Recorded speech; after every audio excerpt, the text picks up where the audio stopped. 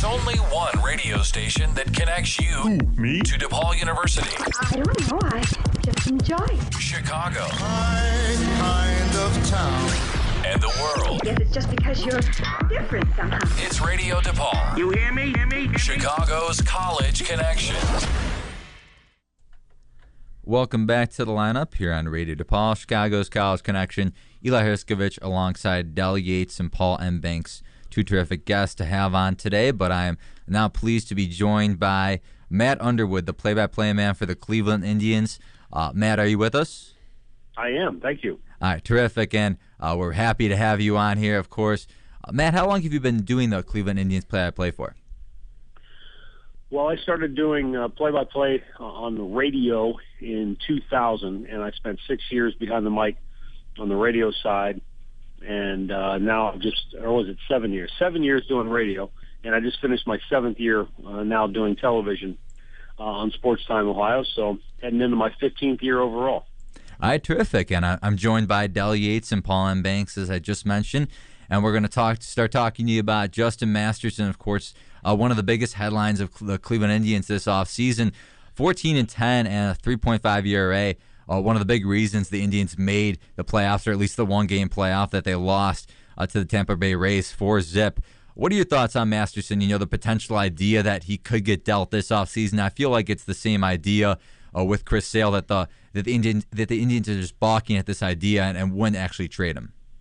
I think the Indians listened to just see maybe what was out there, what people were willing to talk about with regards to Justin Masterson, but Terry Francona made it clear. He called the Indians pitcher 2 days ago and told him, look, don't believe anything you've heard or written or seen on television. We're not going to trade you. You're not going anywhere. So he told him, right from the horse's mouth that it's not going to happen. But I'm sure, there was some curiosity, and if you're a general manager, why not call and ask? That's your job, to find out who's available and to find out who's untouchable. So I'm sure there were some inquiries, but at the end of the day, the Indians look at Masterson as a guy who they not only like now, but I think their thinking is maybe this is a guy that they can lock up long-term and keep him in an Indians uniform for many years to come. That has been a problem for this franchise, going back many years, going back to the early 90s, the heydays when they had the great teams. Every time one of those guys reached free agency, it seemed like they found greener pastures elsewhere. Albert Bell went to Chicago to play for the White Sox. Manny Ramirez went to Boston to play for the Red Sox. It was very difficult to keep their own players in Indians uniforms. Even Jim Thome wound up going to Philadelphia. So Masterson's a guy they've identified as somebody they'd like to keep long-term. Now the question is, can they lock him up and keep him in a Tribe uniform? Matt, Del Yates here. I've got a question for you. With the way you're talking about those 90s teams that the Tribe had, and John Hart made it famous to sign a lot of those young players to long-term deals, do you think the Indians are going to do that with Jason Kipnis anytime soon? Well, I think there's certainly ongoing conversations there. The beauty of what John Hart did is that he was a little bit ahead of the curve. What he did was he eliminated the arbitration years. Arbitration was a very acrimonious process, and it created a lot of ill will between players and management. And so what John did was he sort of eliminated that whole process and gave young players long-term contracts when nobody else was really doing that. Everybody else was waiting until they reached arbitration eligibility before they did that. And John just sort of eliminated that process, and it worked out well. But what happened was his agents caught on very quickly. And so instead of getting players at maybe a discounted rate in a longer-term deal early on, agents started looking at, well, here's what we think he would have earned had he gone through arbitration. And so they started, upping the ante. And it made it much more difficult because now there was a lot more risk on the side of ownership. If you give a young player a long-term deal before he really hasn't necessarily proved that he can do this year in and year out, then the risk falls back on ownership. So you're not seeing as many long-term deals for young players as you saw back in those days. But I think Jason Kipnis is a guy they've identified certainly as a young man that he's from the Chicagoland area. They'd love to keep him. But again, it all comes down to where the agent sees a career going, and then the agent will advise the player, appropriately. Look, this is a good deal for you to sign now, or, hey, let's wait. We got a chance to really strike the jackpot here in a couple of years. Well, Matt, last season after the winter meetings, the Indians got real active free agency, going out and getting Michael Bourne, as you know, Nick Swisher. Is that something you see the Indians doing again after the winter meetings this year? Do you think they'll dive back into the free agency, or do you think it'll be more like of a trade route? Because they sure have a lot of holes right now, just in their starting rotation, but also in that bullpen.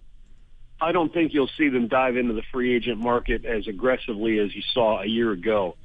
I think they're still, pursuing free agents, in particular with regards to the starting, adding a starting pitcher and the back end of the bullpen. Terry Francona would love to have, an experienced closer going into the season. They feel like, worst comes to worst, they've got internal candidates that can close games out, but they don't want to necessarily move those guys out of the roles that they filled a year ago. So I think they're looking at, a guy like John Axford, who's been out there, and there's some others that, that they're obviously talking with their agents, and you just never know, where the money's going to fall and how it's going to line up. So I think the Indians are, like a lot of clubs in their market size, they're kind of waiting to see, and maybe last year, by waiting, Michael Bourne fell into their lap late in spring training, or late in the off season, and he came to spring training and was, a real key addition to the club last year. So I think that's probably where they're at. They're looking at free agency, they're looking at trades,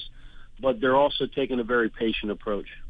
Looking at a player that the Indians did sign already, David Murphy, the right fielder, what are your thoughts on him? He's had a solid career so far with the Texas Rangers. He bat .220, 13 home runs, 45 RBI last season. I like this guy. He slaps the ball all around the field. Do you think he can help out the Tribe next season?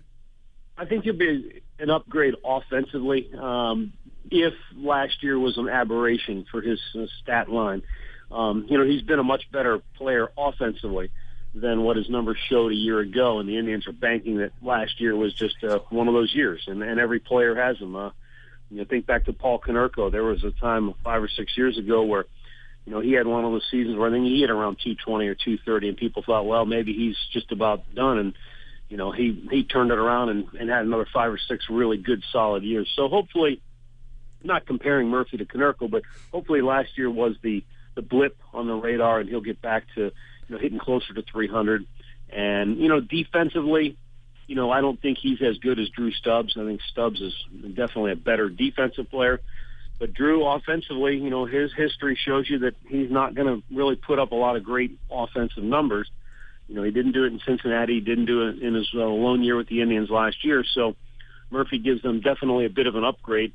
And now the question is the outfield too crowded for Drew Stubbs? Will he still be part of this club when we go to spring training, or is he part of the, package maybe that they're going to try to work a trade with to acquire, one of those needs, whether it be starting pitching, relief pitching, or, potentially another middle-of-the-order type hitter? Matt, this is Paul M. Banks from the sportsbank.net here. I have a question, and it kind of segues off what you were talking about there with Konerko. What do you see the direction of the White Sox by re-signing Konerko and the other deals they've made? Where do you see them going in terms of rebuilding? Well, they're definitely a team that's in transition right now, and no franchise out there wants to come out and tell their fan base, hey, we're rebuilding. So you'll never really hear a team come out and necessarily publicly admit that. So, but I think Chicago's a team that, they got old in a hurry, and that's nobody's fault. When you're trying to win, when you've got the pieces in place, you go for it. You continue to try to keep them together as long as you can when it's working. I think last year they recognized it's not working. We need to change things up. And so they aggressively went about, making some moves. But I like some of the young players they have. The kid that came over from Detroit last year, Garcia, I think he's got a chance to be a really good middle-of-the-order player. I like Viciedo. I still think he's got a decent future. Defensively, he's not as good as he should be. I think he may be a bit of a liability there. But, I think they still have some very nice pieces offensively. And anytime you've got a guy like Chris Sale anchoring your starting rotation, you've got a chance. And for whatever reason, the Indians had Chris Sale's number last year. I mean, he's a dominant pitcher who you don't look forward to facing, but the Indians they had his number every time they faced him, and that's hard to figure out if you're Chicago, and if you're Cleveland, it's not something you necessarily can count on year in and year out. But they certainly they did well against him last season. I think for Chicago, though, if they can continue to develop from within, they're always going to have the resources financially to go out and add a key free agent here or there. So I think for White Sox fans, it's just a matter of being patient with the current regime, and they need to still develop their own young players. But when they've got a chance to strike, they can do it. They've shown the ability in the past to go out and add a key free agent at the right time. And so if they get off to a good start, the White Sox are always a team to watch out for. Hey, Matt, one more question here. How big of an influence has Terry Francona been to your franchise? Hugely. When you talk about where the Indians were 2 years ago at the end of the season, 94 losses and not really sure where this franchise was headed, and they hired Terry Francona, and it just changed on a dime. The attitude, the culture immediately shifted, and he brought in the experience, he brought in the personality, and more importantly, because of him, they were able to bring in the players. Nick Swisher's not here if Terry Francona wasn't hired as manager. Michael Bourne doesn't sign here without Terry Francona as a skipper. And there are a lot of other, key pieces that didn't get as much notice last year. Mike Aviles was a great sign. Ryan Rayburn was a key guy. Those guys came here because of Terry Francona, and they're excited to continue to play for him, and you're going to get your best effort when he's in the dugout. He commands respect. He's respectful of the game. He's also very respectful of how hard it is to be an everyday major league player, and I think that's why he has been successful, and that's why last year the Indians were able to turn it around so quickly. Matt, let's wrap up the conversation. I wanted to ask you, of course, you were telling me you were at the Bears-Cowboys game, a big-time Bears blowout. Now, can you tell me who's going to win the Browns-Bears game this Sunday?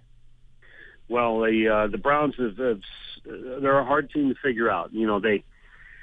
They went through a number of different quarterbacks this year. Brandon Weeden was the guy from the draft. He hasn't panned out. And Brian Hoyer, who's a local kid who backed up Tom Brady for a few years, came in and was really lighting it up, and then he went down with an injury.